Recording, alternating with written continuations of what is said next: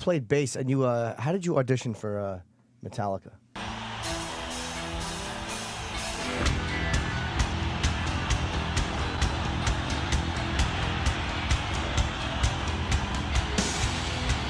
Heard they needed a bass player, and I was coming off a roll from not hearing back from the Rolling Stones. For the first time in your life, tell the truth. Have you read Hogan's book? It's No, it's a bizarre one. I mean, for everything, the weird thing I always found about Hogan is he's achieved so much in the business, yet he had to make things up in his book. But I would say that if Hogan is telling it, there's a very good chance it didn't happen. And it's not a Hulk Hogan thing, and I thank you very much for the little extra, gasoline type cliche, but it's not me. It really isn't. Hulk Hogan has arrived! Hulk Hogan back in the impact zone! I don't think things went according to the way that Hulk Hogan thought they were going to go down here. Band-Aids of Hulk Hogan!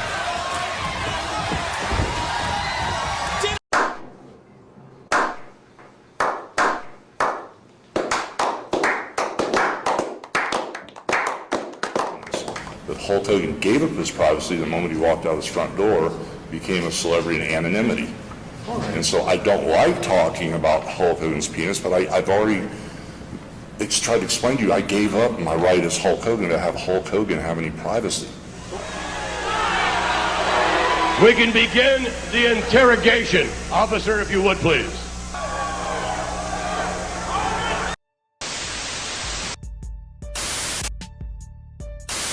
The Social Injustice Warrior series is not meant to offend, so if you're offended, then refer back to this intro a few times over.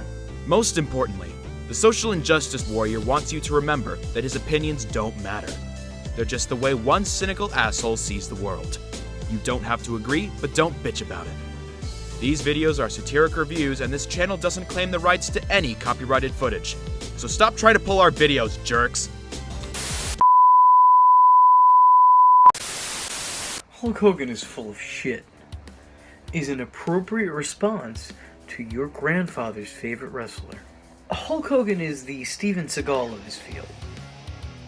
And in case you were wondering, that is not a compliment.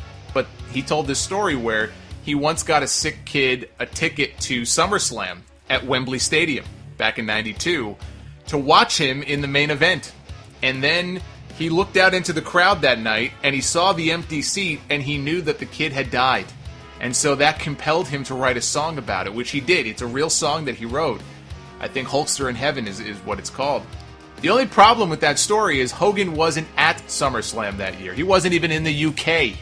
Hulk Hogan has had many phases through his actual illustrious career, from the red and yellow representing the USA to the black and white representing the NWO, all the way to him wearing nothing and representing the Triple X. Now let me make this clear. It will always be only one Hulk Hogan. The man was the face of an entire industry longer than anybody had any right being. However, I'm just saying that that one man has maybe told one too many 100 lies. So without further ado, here's some of my favorite moments where Hulk Hogan has been caught in his own bullshit. Hulk Hogan once claimed that he was offered a contract in the UFC when it was first starting out, only for the founder of the UFC to later come around and claim that that allegation was false. He also once famously claimed that while he was working for TNA, he said this, that he used to wrestle Pride fighters back in the 70s, even though Pride MMA did not open until the late 1990s. He's also said he was supposed to be the lead in The Wrestler, and well, Randy the Ram Robinson wasn't supposed to originally be played by Mickey Rourke. It was instead supposed to be played by Nick Cage. Hogan was on Howard Stern once. He claimed that Darren Aronofsky offered him the lead, but he turned it down, so it went to Mickey Rourke instead. As soon as he heard that, Aronofsky went on Twitter and denied that Hogan was ever even considered for the role, let alone offered anything. And that's a strange world to think about living in. Let's move on. It's alright, Hulk. We'll always have no holds barred. And Santa with muscles. He also claimed that Mike Tyson was too afraid to fight him. Hogan, Mike Tyson would have your ass. And more accurately, your ear. This way, when you walk around the ring going, it'll make more sense. Hogan claimed during this interview that he was once scouted by both the New York Yankees and the Cincinnati Reds to play baseball. Now it kind of sucks that I can't find the right footage of this. But I've seen an episode on Hogan Knows Best, and by the way, I think in hindsight we can all agree that was a very unfortunate thing to name that show. But Hogan once claimed that the George Foreman grill was supposed to be the Hulk Hogan grill. And despite their odd late-in-life friendship, that idea seems pretty far-fetched to say the least. He once claimed that he wrestled 400 days a year. 400 days a year. I just don't think that the math is with you on this one, buddy. He claimed to outdrink John Belushi after WrestleMania 2, which is bullshit because no one outdrinks John Belushi. And also, John Belushi was dead for 4 years by WrestleMania 2. But mostly the first thing. Hulk Hogan has claimed that at his WrestleMania match with The Rock, his ribs were broken after taking a rock bottom. He would later retract that and then claim that he actually broke his ribs a week earlier when he was at a house show with Rikishi, The Rock's cousin. Sure was a miraculous recovery made to come back the next night on Raw, right? Now, according to Hulk Hogan's autobiography, Elvis was a Hulkamaniac. But I say, it would be hard for Elvis to be visiting Hogan when he was working in Memphis in 1979, as the King died on his toilet just 2 years prior. Why do you do this? Hogan's recollection of the slam heard around the world varies as well. Sometimes he remembers Andre the Giant weighing over 600 pounds when he slammed him. And other times he remembers him at a more modest 500.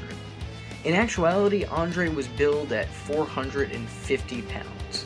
And wrestling has been known to over-exaggerate, not underplay statistics. He also claimed the monumental slam was called on the fly, which, no, it wasn't. As Hogan and Andre used the same finish on numerous house shows prior. Hogan said that he had no idea that The Rock and Austin would appear during his WrestleMania 30 promo, yet here they all are, preparing for it backstage. Hey, me again, dad haircut. You remember me, right? You remember at the beginning of this when I said that these were all my favorite Hogan moments in no particular order? Well, it's true. Save for this one, which is just top of the list. Okay. Did you hear the discussion about the length of your penis? Did you hear Yeah, that? I heard a lot of it. I don't know if I heard the whole thing. You were discussing the length of your penis on Bubba's radio program. Any doubt? Well, it's not mine, because mine isn't that size, but we were discussing the length of Hulk Hogan's.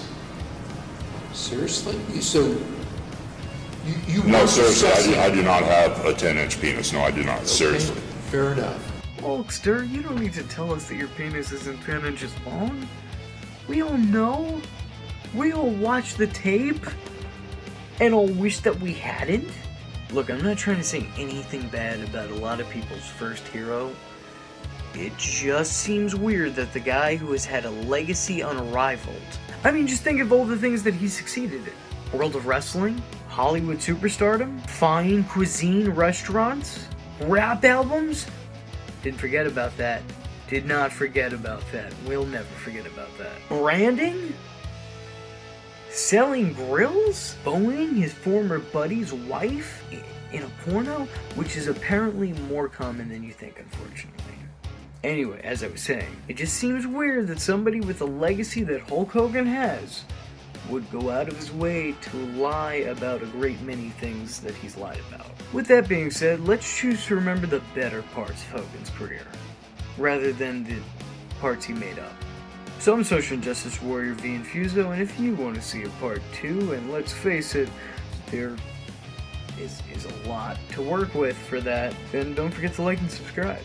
Trust me, we're only just scratching the surface.